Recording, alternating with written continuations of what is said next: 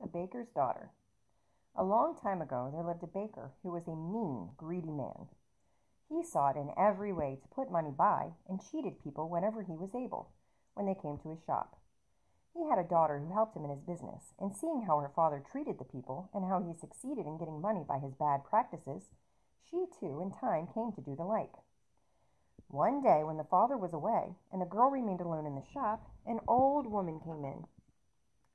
"My pretty girl," said she, "give me a bit of dough, I beg of you, for I am old and very hungry." The girl at first told her to be off, but as the old woman would not go and begged harder than before for a piece of bread, at last the baker's daughter took up a piece of dough, and giving it to her said, "There now, be off, and do not trouble me any more."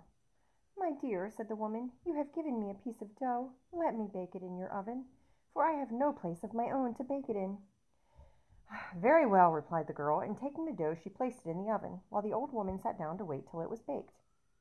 When the girl thought the bread should be ready, she looked in the oven expecting to find a small cake, and was much amazed to find instead a very large loaf of bread.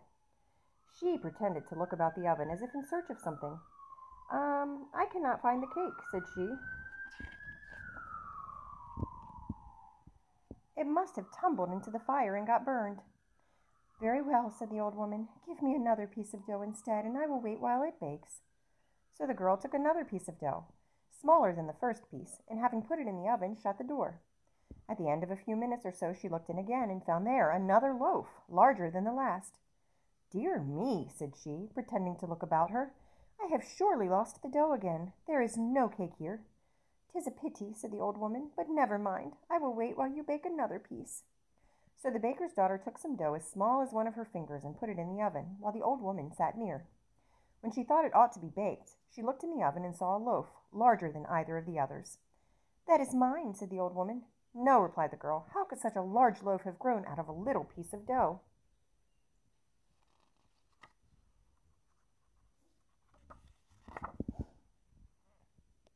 "It is mine, I am sure," said the woman. "It is not," said the girl. "You shall not have it."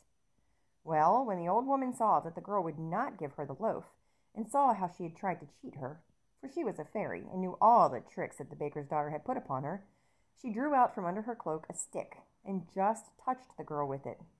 Then a wonderful thing occurred, for the girl suddenly changed into an owl, and flying about the room at last made for the door, and finding it open, she flew out and was never seen again. The end.